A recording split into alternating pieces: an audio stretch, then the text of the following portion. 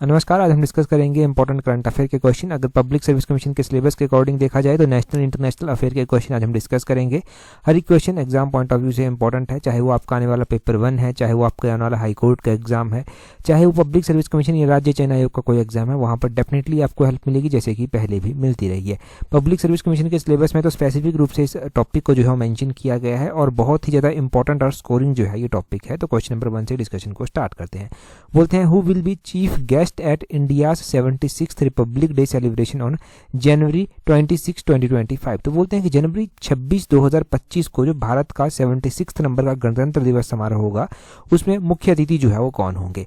तो अभी जो 26 जनवरी को रिपब्लिक डे मनाया जाएगा उसमें जो मुख्य अतिथि के रूप में जो है वो इनवाइट किया गया है, वो किया गया है प्रेसिडेंट प्रोबोवो सुबियांतो को। प्रेसिडेंट प्रोबो सुबियांतो, ये ऑप्शन ए जो है वो सही आंसर हो जाएगा। ये कहाँ के जो है वो प्रेसिडेंट हैं जिनको यहाँ पर बुलाया गया है, तो ये इंडोनेशिया जो कंट्री है, इंडोनेशिया के जो है ये प्रेसिडेंट हैं जिनको 26 जनवरी का जो रिपब्लिक डे समारोह हमारा होगा 76 नंबर का, वहाँ पर जो है इनको चीफ गेस्ट के रूप में जो है वो बुलाया गया है। अब देखो ये स्टार लाइनर क्वेश्चन है और पेपर में पूछा ही जाएगा, बस डिपेंड ये करता है कि जो पेपर आप देंगे उसमें पूछा जाएगा या नहीं पूछा जाएगा। होपफुली उसमें भी पूछा ही जाए, क्योंकि पहले भी ये पेपर 1 में क्वेश्चन बना है। जब 2024 का रिपब्लिक डे हुआ था तो उस टाइम फ्रांस के जो प्रेसिडेंट थे इमैनुअल मैक्रोन, उनको बुलाया गया था, तो वो क्वेश्चन बना था। उससे पहले भी 2024 से पहले 2023, 22 वो सारे क्वेश्चन जो है वो बन चुके हैं। अभी हमारे पास अपकमिंग क्वेश्चन है ये 26 जनवरी 2025 का, और 26 जनवरी 2025 की सेलिब्रेशन जो होगी उसमें जो मुख्य अतिथि होंगे वो प्रेसिडेंट प्रोबो सुबियांतो होंगे, इंडोनेशिया के जो है ये हैं।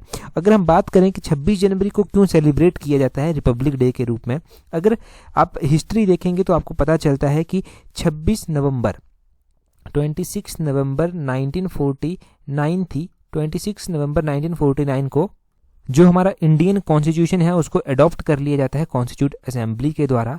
परंतु फिर आप कहेंगे कि 26 नवंबर 1949 को किया गया था, तो हम 26 जनवरी को क्यों मनाते हैं, 26 नवंबर को क्यों नहीं मनाते। ये अस्तित्व में जो आया था ना, ये जो हमारा कॉन्स्टिट्यूशन था वो 26 जनवरी से ही अस्तित्व में आया था। अब इसके पीछे की भी कहानी है कि 26 जनवरी को ही क्यों इसको अस्तित्व में लाया गया। 26 जनवरी को इसलिए अस्तित्व में लाया गया क्योंकि अगर आप हिस्ट्री देखेंगे तो 1930 की ये बात है।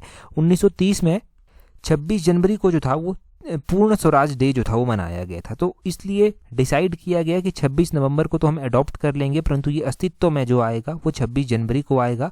और 26 जनवरी 1950 को ये अस्तित्व में आता है, और 26 जनवरी 1950 को जब ये अस्तित्व में आया तब से लेकर अब तक जो है हम 26 जनवरी को रिपब्लिक डे के रूप में मनाते हैं। क्लियर हो गया। अगला क्वेश्चन देखिए क्या बोलते हैं। According to World Bank's latest global economic prospects report, what is India's projected growth rate in both financial year 26 and 27। ये भी मोस्ट इंपॉर्टेंट क्वेश्चन है, ये भी स्टार लगा लीजिए, यहाँ पर स्टार लाइनर क्वेश्चन है। ऐसे क्वेश्चन भी पब्लिक सर्विस कमीशन के पेपर 1 में पहले पूछे गए हैं। बोलते हैं, विश्व बैंक की जो नवीनतम वैश्विक आर्थिक संभावनाओं की जो रिपोर्ट आई है जिसको कहा गया GEP, इस रिपोर्ट के अनुसार जो फाइनेंशियल ईयर 2025-26 है, 2026-27 है, उसमें जो है वो भारत की जो अनुमानित वृद्धि दर इनके ग्रोथ रेट का जो अनुमान लगाया गया है वो कितना लगाया गया है। तो भारत की जो ग्रोथ रेट का अनुमान वर्ल्ड बैंक के द्वारा लगाया गया है अभी, वो लगाया गया है 6.7%। ऑप्शन सी जो है वो सही आंसर है।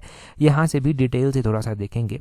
अभी देखो इंडिया की जो ग्रोथ रेट प्रोजेक्ट की गई है वो की गई है 6.7%, और ये कहा गया है कि फाइनेंशियल ईयर 2026 में 2027 में जो है ये सेम ही रहने का अनुमान वर्ल्ड बैंक ने जो है वो लगाया है।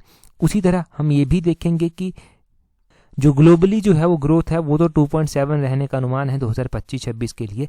परंतु पिछली बार हमें पेपर 1 में एक और सिनेरियो देखने को मिला था कि चाइना की ग्रोथ रेट भी एक एग्जाम में पूछी गई। तो यहाँ पर देखो चाइना की जो ग्रोथ रेट अनुमानित की गई है नेक्स्ट ईयर के लिए वो स्लो डाउन की गई है कि 4% तक जो है वो आ जाएगी नेक्स्ट ईयर तक। तो चाइना की ग्रोथ रेट को 4% तक जो है वो स्लो डाउन की संभावना जो है यहाँ पर बताई गई है।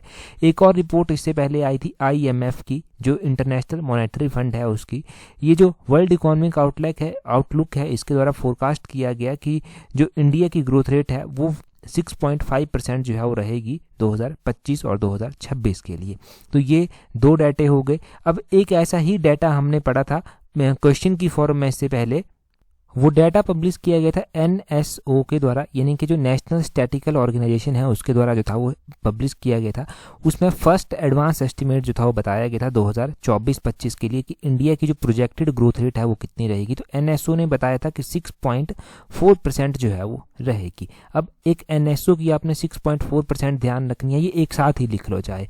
IMF की आपने 6.5% ध्यान रखनी है, वर्ल्ड बैंक की आपने 6.7% जो है वो ध्यान रखनी है। तो ये हमारे पास 3 अलग अलग तरह की जो है वो रिपोर्ट्स का डाटा जो है वो एक साथ यहाँ पर आ गया। अगला क्वेश्चन देखिए क्या बोलते हैं नेक्स्ट क्वेश्चन में बोलते हैं India recently becoming the 4th country to achieve success in which space technology. तो अभी आपने देखा होगा कि न्यूज़पेपर में हेडलाइंस भी ये बनी थी कि इंडिया ने जो है वो सक्सेस जो है वो हासिल की है, परंतु किस तरह की स्पेस टेक्नोलॉजी में जो है ये सक्सेस जो है वो हासिल की गई है। तो स्पेस डॉकिंग में ऑप्शन बी जो है वो सही आंसर हो जाएगा। स्पेस डॉकिंग में जो है वो इंडिया ने ये सफलता हासिल की गई है और भारत इस तरह की सफलता को हासिल करने वाला चौथा देश जो है वो बन गया है। अगर भारत से पहले हम 3 उन कंट्रीज़ की बात करते हैं जो इस सफलता को जो है वो हासिल कर चुकी हैं, तो वो कौन कौन सी हैं। अब भारत से पहले जो 3 कंट्रीज आती हैं उसमें एक USA आता है, अमेरिका जिसको बोलते हैं, एक ये आता है, एक रशिया इसमें आता है स्पेस डॉकिंग में, और एक चाइना जो है वो इसमें आता है। अब हम स्पेस डॉकिंग के बारे में थोड़ा सा समझ लेते हैं कि क्या है ये स्पेस डॉकिंग। अभी यहाँ से ना ज़रूरी नहीं कि यही क्वेश्चन पूछा जाए, पहले तो मैं पॉइंट नोट करवाता हूँ आपको। इसको स्पेडेक्स भी कहा जाता है, इसको स्पेडेक्स भी कहा जाता है, यानी कि स्पेस डॉकिंग एक्सपेरिमेंट भी जो है वो इसको बोलते हैं। ये कौन सी डेट को करवाया गया, इसकी डेट आपने ध्यान रखनी है कि ये जो एक्सपेरिमेंट किया गया ये 16 जनवरी को जो था वो किया गया, 16 जनवरी 2025 को जो था वो इस एक्सपेरिमेंट को किया गया। अब स्पेस डॉकिंग में जो था वो होता क्या है, स्पेस डॉकिंग में अंतरिक्ष में 2 सैटेलाइट को भेजा जाता है और उन 2 सैटेलाइट को जो है वो एक दूसरे के साथ जोड़ा जाता है। बड़े सिंपल शब्दों में इस तरह से समझिए कि 2 अलग अलग सैटेलाइट होंगे, उनको एक दूसरे के साथ जो है वो जोड़ा जाएगा, उसको स्पेस डॉकिंग जो है वो बोलते हैं। तो स्पेस डॉकिंग की गई है तो ऑब्वियसली 2 सैटेलाइट जो जोड़े गए होंगे उनके भी कुछ ना कुछ नाम होंगे, तो उनके नाम भी पता होने चाहिए। एक का नाम SDX-01 है, इसको 01 चेजर बोला गया, CHASCR SDX-01 चेजर, और दूसरा था SDX-02 टारगेट। ठीक है जी, एक टारगेट था, एक चेजर था, और इनको जो था वो आपस में जोड़ा गया, इन दोनों आपस में जोड़े गए। इस तरह से स्पेस डॉकिंग पूरा हुआ और स्पेस डॉकिंग करने वाला इंडिया जो 4थे नंबर पर बना है। इंडिया से पहले की जो कंट्रीज हैं वो भी आपको पता चल गई। इसरो का अगर हमने कोई और भी क्वेश्चन इससे पहले पढ़ा है तो इसरो के नए चेयरमैन के बारे में हमने ज़रूर पढ़ा है, जिनका नाम वी नारायणन है। वी नारायणन जो है वो इसरो के नए चेयरमैन जो है वो बने हैं। और इसरो की स्थापना के बारे में भी हमने पढ़ा था कि इसरो की स्थापना जो की गई थी वो कब की गई थी, तो वो इसरो की स्थापना 1969 में हमने पढ़ी थी कि 1969 में इसरो को एस्टेबलाइज जो था वो किया गया था। ठीक है, जितना सब यहाँ से ध्यान रखना। अगला क्वेश्चन भी काफ़ी इंपॉर्टेंट है, बोलते हैं recently Indian army celebrated it's 77th army day in. तो बोलते हैं कि अभी हाल फिलहाल में जो है वो 77th नंबर का आर्मी डे जो है वो मनाया गया है। आर्मी डे जो मनाया गया है, बोलते हैं ये जो 77th नंबर का आर्मी डे मनाया गया है कहाँ पर मनाया गया है, तो ये पुणे में, ऑप्शन सी जो है वो सही आंसर है, पुणे में जो है वो मनाया गया है। इससे पहले भी शायद हम इस क्वेश्चन को एक बार पढ़ चुके हैं नवंबर के महीने में, परंतु चलो 77th नंबर का आर्मी डे मनाया गया, अच्छी बात है। इसकी थीम भी कुछ रखी गई थी, ये जो रखी गई थी इसकी थीम, और ये मनाया कब जाता है तो 15 जनवरी को ये मनाया जाता है। 15 जनवरी को जो इसकी थीम रखी गई थी वो समर्थ भारत समर्थ सेना, इसकी थीम जो था वो रखी गई थी। आखिर क्यों जो है वो 15 जनवरी को ही जो है वो हम आर्मी डे को जो है वो मनाते हैं। इनके आर्मी डे जो मनाया जाता है वो 15 जनवरी को ही क्यों मनाया जाता है, तो 15 जनवरी को जो था वो भारत के जो लेफ्टिनेंट जनरल थे जिनका नाम KM करियप्पा था, KM करियप्पा के द्वारा जो था वो भारत की जो आर्मी थी, भारतीय थल सेना जिसको कहते हैं, उसमें जो है वो शीर्ष कमांडर का पदभार जो था वो संभाला गया था।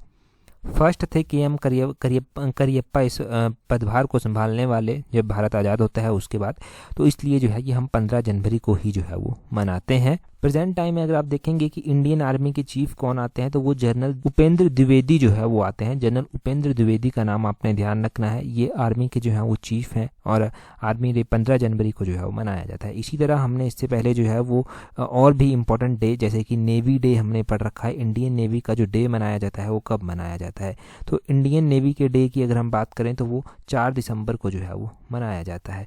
अगर हम बात करें एयरफोर्स का भी इसी तरह जो है वो इंडियन एयरफोर्स का डे जो है वो मनाया मनाया जाता है, तो एयरफोर्स डे जो है वो कब मनाया जाता है, तो वो अक्टूबर महीने की 8 तारीख को जो है वो मनाते हैं। ठीक है जी, तो ये जो था ये है इम्पोर्टेंट, इंडियन एयरफोर्स का डे, इंडियन आर्मी का डे, इंडियन नेवी का डे। और आर्मी का डे अभी मनाया गया, उसकी थीम वगैरह आपने सब जो था वो देख लिया। अगला क्वेश्चन देखते हैं हमारे पास क्या पूछा गया, परंतु अगला क्वेश्चन डिस्कस करें उससे पहले अगर आप तैयारी कर रहे हैं Himachal Pradesh public service commission के पेपर 1 के लिए, हाई कोर्ट के लिए अगर आप तैयारी कर रहे हैं, अगर आप तैयारी कर रहे हैं राज्य चयन आयोग के अपकमिंग एग्जाम्स के लिए या फिर पब्लिक सर्विस कमीशन के अपकमिंग एग्जाम्स के लिए, तो आप हमारी कॉम्प्रिहेंसिव टेस्ट सीरीज जो है वो ज्वाइन कर सकते हैं, जिसमें कॉम्प्रिहेंसिव वे में हिमाचल जीके को, नेशनल इंटरनेशनल जीके को जो है वो कवर किया गया है। पिछले कल ही हमने जो है वो हिंदी इंग्लिश की टेस्ट सीरीज भी जो है वो अपलोड करना स्टार्ट कर दी है। 2 टेस्ट सीरीज हिंदी इंग्लिश की भी जो है वो टेस्ट सीरीज ग्रुप में अपलोड की जा चुकी हैं। जिन्होंने भी टेस्ट सीरीज को ज्वाइन किया है वो टेस्ट सीरीज ग्रुप पर जो है वो इसको एक बार ज़रूर चेक कर लें। और नेशनल इंटरनेशनल अफेयर तो चले ही हैं वहाँ पर, तो वो सारे जो हैं वहाँ पर आपको मिल जाएंगे जब आप कॉम्प्रिहेंसिव वे में अपनी तैयारी को स्टार्ट करेंगे हमारे साथ मिलकर। नीचे टेस्ट सीरीज का लिंक दिया गया है डिस्क्रिप्शन बॉक्स, कमेंट बॉक्स में। अब देखिए जो टेस्ट सीरीज है हमारी, जिसमें हम HP जीके और नेशनल इंटरनेशनल जीके के ऊपर काफ़ी फोकस जो है वो करते हैं, उसमें जो है वो वीडियो एक्सप्लेनेशन भी आपको साथ में मिलेगी। और स्लॉट 1 ऑलमोस्ट बुक होने वाला है, तो आप तैयारी कर रहे हैं और शेप भी देना चाहते हैं तो टाइमली स्लॉट 1 में खुद को रजिस्टर कर सकते हैं। अगला क्वेश्चन देखिए क्या बोलते हैं what is the name of 3rd generation anti tank missile recently tested in Pokhran. तो पोखरन में अभी हाल ही में जो है वो परीक्षण किया गया 3री पीढ़ी की एंटी टैंक मिसाइल का। अब बोलते हैं इसका नाम क्या है। पोखरन में जो अभी हाल फिलहाल में 3री पीढ़ी की एंटी टैंक मिसाइल का जो अभी जो है परीक्षण किया गया उसका नाम है नाग MK2। ऑप्शन सी जो है वो सही आंसर हो जाएगा। नाग MK2 जो है वो इसका नाम है और इसका अभी जो है वो परीक्षण किया गया है नाग MK2 मिसाइल का। अगर हम क्वेश्चन फॉर्मेट की बात करते हैं तो कई बार सिंपल क्वेश्चन पूछ जाता है कि नाग MK2 जो है वो किस तरह की मिसाइल है, तो ये एक एंटी टैंक गाइडेड मिसाइल है, ये आपने ध्यान रखना है। राजस्थान के पोखरण से जो था वो इसको टेस्ट किया गया। पोखरण वैसे भी जो है वो इस टेस्टिंग के मामले में जो है वो इम्पोर्टेंट भूमिका जो है वो निभाता है। किस तरह से निभाता है, पोखरण में जो है वो इंडिया के द्वारा अपना फर्स्ट न्यूक्लियर टेस्ट भी जो था वो किया गया था। फर्स्ट जो न्यूक्लियर टेस्ट इंडिया ने किया था वो कहाँ से किया था, वो पोखरण से ही किया था। 1974 को जो था वो इसको परफॉर्म किया गया था। मई महीना था, मई महीने की 18 तारीख थी जब इसको परफॉर्म किया गया था। और इसको एक कोड नेम भी जो था वो दिया गया था। कोड नेम दिया गया था इसको operation smiling Buddha. Operation smiling Buddha जो था वो इसको नाम दिया गया था। तो इसका कोड नेम भी आपने ध्यान रखना है कि इसको कोड नेम क्या दिया गया था। पोखरण में ये जो टेस्ट हुआ था ये कौन से ईयर में जो था वो हुआ था। इंडिया का फर्स्ट ये जो था वो न्यूक्लियर टेस्ट था जो पोखरण में जो था वो हुआ था। इंडिया का जो सेकंड न्यूक्लियर टेस्ट हुआ था वो भी जो था वो पोखरण में ही हुआ था और वो भी मई महीने में 1998 को जो था वो हुआ था। अब इसको क्या नाम दिया गया था, इसको नाम दिया गया था ऑपरेशन शक्ति। ऑपरेशन शक्ति नाम जो था वो इसको दिया गया था। ठीक है, इन दोनों ऑपरेशंस के आपने नाम या ध्यान रखने हैं। इंडिया का जो सेकंड न्यूक्लियर टेस्ट था ऑपरेशन शक्ति वो मई महीने की 1998 को जो था वो लॉन्च किया गया था और पोखरण राजस्थान से ही जो था वो इसको भी टेस्ट किया गया था। अगला क्वेश्चन देखते हैं हमारे पास क्या बोलते हैं अगले क्वेश्चन में बोलते हैं where was Bharat mobility global expo 2025 inaugurated recently. तो अभी हाल फिलहाल में भारत मोबिलिटी ग्लोबल एक्सपो 2025 को इनॉग्रेट किया गया है कहाँ पर, तो इसको न्यू दिल्ली में जो है वो इनॉग्रेट किया गया है। ऑप्शन बी जो है वो सही आंसर हो जाएगा। ये जो भारत मोबिलिटी ग्लोबल एक्सपो जो था वो इनॉग्रेट किया गया, ये प्रधानमंत्री जी के द्वारा किया गया, तब ये और भी ज़्यादा इंपॉर्टेंट हो जाता है। न्यू दिल्ली में भारत मंडपम से जो है वो इसको जो था वो इनॉग्रेट किया गया। और अगर हम बात करें तो यहाँ पर क्या क्या बातें कही गई, इसमें कहा गया कि भारत जो है वो दुनिया की 5वीं सबसे बड़ी अर्थव्यवस्था है और जल्दी ही जो है वो भारत तीसरी अर्थव्यवस्था की ओर जो है वो बढ़ जाएगा। और कहा गया था कि अगर आज प्रेजेंट टाइम में हम देखेंगे तो जो ऑटो इंडस्ट्री है भारत की वो 5वें नंबर पर है, तब इतना अच्छा परफॉर्म कर रही है। अब सोचिए कि जब तीसरे नंबर पर होगी तो कितना अच्छा परफॉर्म करेगी। और इस सेक्टर में जो है वो रोजगार और इस सेक्टर में इनोवेशन के जो है बहुत सारे ऑप्शन जो था वो बताए गए। तो यहाँ पर क्या चीज़ें बताई गई वो इम्पोर्टेंट नहीं रहता, वो तब इम्पोर्टेंट बनता है जब आप न्यूज़पेपर से खुद उनको पढ़ेंगे, तब वो ज़्यादा इंपॉर्टेंट हो जाता है। परंतु अभी के लिए इंपॉर्टेंट है भारत मोबिलिटी ग्लोबल एक्सपो जो है वो इनॉग्रेट हुआ कहाँ से, वो न्यू दिल्ली से जो था वो इनॉग्रेट हुआ है। बस इतना इंपॉर्टेंट है। जब न्यूज़पेपर से पढ़ते हैं ना तो मैं न्यूज़पेपर के ऊपर खासा आपको बोलता हूँ कि एटलीस्ट जो हम कटिंग शेयर करते हैं उसको ही एक बार पढ़ लीजिएगा जी, अगर आपके पास टाइम नहीं होता। वहाँ से बहुत सारे कॉन्सेप्ट कई बार क्लियर होते हैं, छोटी छोटी चीज़ें जीके की जो कहीं पर भी आपको बताई नहीं जाएंगी, वो खुद से पढ़कर ही क्लियर होंगी। अगला क्वेश्चन देखिए क्या बोलते हैं recently Yoon Suk Yeol was impeached, he was president of which country. तो बोलते हैं कि अभी हाल फिलहाल में यून सुक योल को जो है वो इनके ऊपर महाभियोग जो है वो चलाया गया है, ये किस देश के जो है वो राष्ट्रपति थे। तो यून सुक योल जो है वो इनके ऊपर इम्पीचमेंट जो है वो चलाई गई है, इनको अरेस्ट भी बाद में चलकर किया गया। तो ये साउथ कोरिया कंट्री के जो था वो प्रेजिडेंट थे। ऑप्शन बी सही आंसर है। इनको हटाने के पीछे का रीज़न ये है कि मार्शल लॉ वहाँ पर लगा था और मार्शल लॉ के रिलेटेड इनको बुलाया भी गया था इन्वेस्टिगेशन के लिए, शायद ये वहाँ पर नहीं अपीयर हुए। उसके बाद जो है वो इनके ऊपर जो था वो इम्पीचमेंट जो है वो इनको इम्पीच किया गया और इनको पद से हटा दिया गया। कोर्ट वगैरह में अब केस चला होगा शायद, तो इसलिए ये चिंता का विषय है क्योंकि नॉर्थ कोरिया और साउथ कोरिया आपस में बॉर्डर भी शेयर करते हैं और नॉर्थ कोरिया का तो आपको पता ही है कि किस तरह की सिचुएशन है वहाँ पर। तो नॉर्थ कोरिया और साउथ कोरिया का भी एक क्वेश्चन जो है वो एग्जाम में बनता है। क्या क्वेश्चन बनता है? नॉर्थ कोरिया और साउथ कोरिया के बीच में जो बाउंड्री बनती है उसका क्या नाम आता है, उस बाउंड्री लाइन का क्या नाम आता है? तो नॉर्थ कोरिया और साउथ कोरिया के बीच में जो बाउंड्री लाइन बनती है उसको 38th पैरेलल के नाम से जो है वो जानते हैं। एक ये क्वेश्चन एग्जाम में बनता है, 38th पैरेलल के नाम से इसको जानते हैं। ये उसी तरह से है जैसे कि इंडिया और पाकिस्तान के बीच में जो बाउंड्री बनती है उसको आप रेड क्लिफ के नाम से जानते हैं, और जो इंडिया और चाइना के बीच में बाउंड्री बनती है उसको आप मैकमोहन लाइन के नाम से जानते हैं।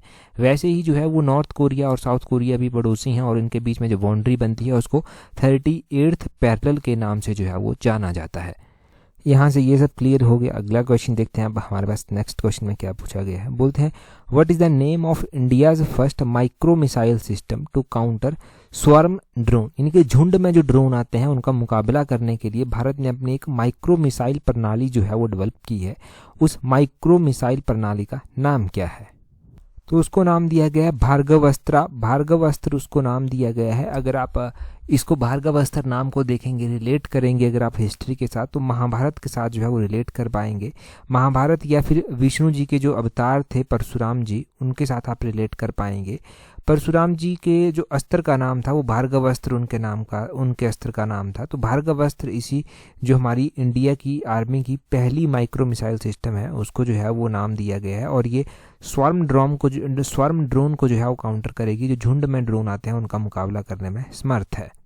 तो इतना काफ़ी है, ज़्यादा डिटेल में जाने की ज़रूरत भी नहीं। अगले क्वेश्चन में क्या बोलते हैं recently who has been sworn in as the new justice of supreme court. यहाँ पर ध्यान से देखिए, जस्टिस पूछा गया है। जस्टिस और चीफ जस्टिस में डिफरेंस होता है। तो न्यू जस्टिस यानी कि नए जो जज बने हैं सुप्रीम कोर्ट के अभी, वो बने हैं जस्टिस के विनोद चंद्रन। ऑप्शन डी जो है वो सही आंसर हो जाएगा। सुप्रीम कोर्ट में जो जज होते हैं और चीफ जस्टिस ऑफ इंडिया होते हैं, जज प्लस चीफ जस्टिस जो होते हैं उनकी जो टोटल स्ट्रेंथ बनती है वो 34 बनती है। एक ये क्वेश्चन एग्जाम में बनता है कि सुप्रीम कोर्ट की जो मैक्सिमम स्ट्रेंथ है वो कितनी है, 34 है। अभी एक पोस्ट खाली थी तो उसको भी भर दिया गया है। जस्टिस के विनोद चंद्रन जो है वो नए जज जो है वो बनाए गए हैं। परंतु इससे पहले भी हमने लास्ट टाइम क्वेश्चन पढ़ा था कि नए चीफ जस्टिस जो है वो बनाए गए हैं। नए चीफ जस्टिस जो है वो बनाया गया है। तो नया चीफ जस्टिस किसको बनाया गया है? सुप्रीम कोर्ट का। तो चीफ जस्टिस ऑफ इंडिया अभी 51st नंबर के बने हैं, जस्टिस संजीव खन्ना जिनका नाम है। और ये कौन से नंबर के बने हैं? Justice Sanjeev Khanna 51st number के चीफ जस्टिस जो हैं वो सुप्रीम कोर्ट के ये बने हैं। कुछ टाइम पहले हमें हिमाचल हाई कोर्ट के चीफ जस्टिस भी जो था वो नए अपॉइंट हुए देखने को मिले थे। तो उनका क्या नाम था? उनका नाम था justice GS Sandhawalia, justice Gurmeet Singh Sandhawalia. अब ध्यान से देखिए, यहाँ पर जो सुप्रीम कोर्ट होता है उसके जो जज होते हैं उनकी जो रिटायरमेंट एज होती है वो 65 ईयर्स जो है वो होती है। जो हाई कोर्ट होता है उसके जो जज होते हैं उनकी जो रिटायरमेंट एज होती है वो 62 ईयर जो है वो होती है। अगर सुप्रीम कोर्ट के जज की हम बात करें कि इनको अपॉइंट कौन करता है, तो सुप्रीम कोर्ट के जो जज होते हैं वो प्रेसिडेंट के द्वारा जो है वो अपॉइंट किए जाते हैं। और आर्टिकल कौन सा होता है जिसके तहत प्रेसिडेंट इनको अपॉइंट करते हैं? तो आर्टिकल नंबर 124 पार्ट 2 इस तरह से होता है, जिसके तहत सुप्रीम कोर्ट के जो जज होते हैं उनको अपॉइंट किया जाता है प्रेसिडेंट के द्वारा। अब हमने हिमाचल की भी बात की कि हिमाचल प्रदेश हाई कोर्ट के भी नए जज चुने गए, जो चीफ जस्टिस बनाए गए। तो उनको किसने अपॉइंट किया होगा? उनकी जो अपॉइंटमेंट है वो भी प्रेसिडेंट के द्वारा ही की गई। प्रेसिडेंट यहाँ पर जो है डिस्कस करते हैं किसके साथ? चीफ जस्टिस ऑफ इंडिया के साथ और गवर्नर ऑफ हिमाचल प्रदेश के साथ, या फिर कोई और स्टेट होगा जहाँ पर चीफ जस्टिस बनाया जाएगा, उस स्टेट के साथ जो है डिस्कशन जो है वो की जाएगी। तब जो है वो chief justice of high court जो है वो बनेंगे। अब हम बात करते हैं यहाँ पर कौन सा आर्टिकल जो है वो बात करता है अपॉइंटमेंट ऑफ जज ऑफ हाई कोर्ट की। तो वो आर्टिकल नंबर 217 जो है वो आता है। 217 आर्टिकल जो है वो आता है। तो ये हैं हमारे इंडियन कॉन्स्टिट्यूशन के इंपॉर्टेंट आर्टिकल, और ऐसा भूल कर भी मत सोच लेना कि नेशनल इंटरनेशनल अफेयर में ये क्वेश्चन नहीं पूछे जाते। जब आप प्रीवियस पेपर्स को एनालाइज करेंगे तो आपको देखने को मिलेगा कि कई बार पॉलिटी भी वहाँ पर पूछी गई, 1-2 नंबर की इनके 1-2 क्वेश्चन पूछे गए पॉलिटी के। कई बार वहाँ पर जो है वो कल्चर पूछ लिया गया, कई बार करंट अफेयर के अलावा कुछ और, कई बार करंट अफेयर बहुत कम और बाकी क्वेश्चन ज़्यादा पूछ लिए गए। तो हर एक पॉइंट के ऊपर जो करंट अफेयर से बनता है, जुड़ता है, वो आपके ध्यान में होना ही चाहिए। अगले क्वेश्चन में देखिए, ये तो सीधा क्वेश्चन है, अगर एग्जाम में कभी भी पूछा जाता है किसी भी एग्जाम में तो ये line to line, point to point ही पूछा जाएगा। बोलते हैं what role did Durga Bhai play in the India's freedom movement. तो बोलते हैं कि दुर्गा भाभी जो थी, दुर्गा भाभी लिखा गया है, ये दुर्गा भाभी जो थी इनकी क्या भूमिका रही थी स्वतंत्रता आंदोलन में। तो इंडियन हिस्ट्री में स्पेक्ट्रम वगैरह में तो ये चीज़ें नहीं पढ़ने को मिली होंगी, परंतु ये पब्लिक सर्विस कमीशन का इंपॉर्टेंट क्वेश्चन है आने वाले एग्जाम्स के लिए, इसको अभी लिख लेना। बोलते हैं कि दुर्गा भाभी का जो रोल रहा था वो क्या रहा था। इन्होंने भगत सिंह जो हुआ करते थे, भगत सिंह की हेल्प की थी और उनके एसोसिएट्स जो होते थे उनकी हेल्प की थी भागने में। तो ऑप्शन डी जो है वो सही आंसर हो जाएगा। अब देखो कहाँ से हेल्प की गई थी वो आप समझेंगे यहाँ पर। ये जो फेमस दुर्गा देवी वोहरा था इनका नाम, जिनको दुर्गा भाभी भी जो था वो बोलते थे। दुर्गा भाभी जो था ये फिल्मों वगैरह में काम करती थी, परंतु इन्होंने भगत सिंह की हेल्प की थी। हेल्प उस टाइम की गई थी जब भगत सिंह और उनके साथियों के द्वारा जो सुप्रिटेंडेंट ऑफ पुलिस हुआ करते थे जॉन सैंडर्स, उनके ऊपर असैसिनेट जिनको किया गया था भगत सिंह और उनके एसोसिएट्स के द्वारा। तो उनके असैसिनेशन के बाद जो है इनकी भागने में हेल्प की जाती है दुर्गा भाभी के द्वारा, जिनको दुर्गा देवी वोहरा भी जो है वो बोलते हैं। दुर्गा भाभी तो ऐसे शॉर्ट में बोलते होंगे, पूरा नाम दुर्गा देवी वोहरा है। तो इस तरह से जो था वो इनके द्वारा जो था वो हेल्प की गई थी। अब हम यहाँ से हिस्ट्री में थोड़ा सा जाते हैं और हमें पता चलता है कि भगत सिंह और उनके साथ जो था वो शिवराम राजगुरु थे। ये दोनों मिलकर जो है वो क्या करते हैं, जॉन सैंडर्स ये पुलिस के सुप्रिटेंडेंट हुआ करते थे, इनकी जो है वो हत्या कर देते हैं। और ये जो हत्या की जाती है ये 1928 में जो है वो की जाती है, और इस केस को कहा जाता है Lahore conspiracy case. Lahore conspiracy case जो है वो इसको कहा जाता है। इसके बाद पता चलता है कि इनको जो सपोर्ट कर रहे थे वो सुखदेव थे, साथ में चंद्रशेखर आज़ाद भी इनको सपोर्ट कर रहे थे। असल में ये जो है वो लाला लाजपत राय की डेथ का बदला लेना चाहते थे। जब साइमन कमीशन का विरोध कर रहे थे तो लाला लाजपत राय जी जो था वो वहाँ पर लीड कर रहे थे और उनके ऊपर लाठीचार्ज हुआ था, और उनका लाठीचार्ज में वो घायल हो गए थे। उसके बाद कुछ टाइम के बाद उनका देहांत हो गया था। तो ये लोग उनकी मौत का बदला लेना चाहते थे, उनकी जो शहादत थी, उनका जो कुर्बानी थी उसका बदला लेना चाहते थे, और इसलिए जो था वो इन्होंने ये अटैक जो था वो किया था। अब भगत सिंह, सुखदेव और राजगुरु को जो है वो यहाँ पर जो है वो दोषी पाया जाता है और इनको डेथ सेंटेंस यानी कि फांसी की सज़ा जो है वो सुनाई जाती है। लाहौर कॉन्स्पिरेंसी केस में इनको फांसी की सज़ा होती है, और फाइनली देखने को मिलता है कि 24 मार्च 1931 को इनको जो है वो फांसी के तख्ते पर चढ़ा दिया जाता है। कहा जाता है कि इनकी जो फांसी की डेट तय की गई थी, टाइम तय किया गया था, उससे 11 घंटे पहले ही जो था वो इनको फांसी के तख्ते पर जो था वो चढ़ा दिया गया था। और इनके जो अंतिम संस्कार के लिए जगह तय की गई थी वो ये तय किया गया था कि जेल के अंदर ही इनको जला दिया जाएगा। परंतु जेल की सिचुएशन ऐसी थी कि अगर जेल में इनको जलाते हैं तो धुआं वहाँ से उड़ेगा, और धुआं जब उड़ेगा तो वहाँ से बाहर के लोगों को पता चल जाएगा और लोग जो है वो इकट्ठा हो जाएंगे, सिचुएशन जो है वो ख़राब हो सकती है। ब्रिटिशर्स डरते थे इस बात से, तो उन्होंने क्या किया, जेल का जो पीछे वाला दरवाज़ा था, पीछे वाला जो दीवार हुआ करती थी उसको तोड़ दिया, और वहाँ से ट्रक्स में बड़ी ही क्रूरता के साथ इन बॉडीज़ को जो था वो डाला, और इन बॉडीज़ को जो था वो सतलुज नदी के किनारे ले जाते हैं और वहाँ पर जो है वो डिसाइड करते हैं कि यहाँ पर जला दिया जाएगा। अब वहाँ पर इनका क्रिमिनेशन स्टार्ट होता है, परंतु वहाँ पर लोगों को पता चल जाता है कि इस तरह की बात होती है, और लोग देखते ही देखते बहुत ज़्यादा मात्रा में लोग इकट्ठा जब होते हैं वहाँ पर, तो ब्रिटिशर्स वहाँ से डर जाते हैं और भाग जाते हैं। और अभी इनकी बॉडीज़ पूरी जली भी नहीं थी और ब्रिटिशर्स वहीं पर छोड़कर भाग गए। फिर लोगों के द्वारा पहरा दिया गया था, तो वो पूरी कहानी अलग से हुई थी। परंतु चलो ये तो एक जीके पॉइंट ऑफ व्यू से, नॉलेज पॉइंट ऑफ व्यू से पता होना चाहिए। जो एग्जाम पॉइंट ऑफ व्यू से चीज़ें थी वो आपने यहाँ पर जानी। अभी क्वेश्चन देखिए आप, क्वेश्चन में क्या बोलते हैं the Sonamarg tunnel recently inaugurated by prime minister of India in which state. तो ये जो सोनमार्ग टनल है इसको अभी इनॉग्रेट किया गया है, कहाँ पर किया गया है वो आप कमेंट करके बताएंगे। बाकी टेलीग्राम पर अगर हमें अभी तक ज्वाइन नहीं किया है तो अपने टेलीग्राम से @allexam31 जब आप सर्च करेंगे तो आपको हमारा टेलीग्राम चैनल मिल जाएगा, वहाँ पर ज्वाइन कर लेना। वहाँ पर एग्जाम से रिलेटेड कोई भी इंपॉर्टेंट अपडेट होती है वो आपको दे दी जाती है, चाहे वो HPRCA की आने वाली नोटिफिकेशंस के बारे में आपको वहाँ पर बताया गया हो, चाहे वो पब्लिक सर्विस कमीशन की जो नोटिफिकेशंस होती हैं वो आपको वहाँ पर दी जाती हैं। कोई भी एग्जाम से रिलेटेड डाटा होता है वो आपको वहाँ पर प्रोवाइड करवा दिया जाता है। तो टेलीग्राम पर ज़रूर ज्वाइन कर लें अगर नहीं किया है। That's all for today. Thank you very much for watching and listening it very patiently.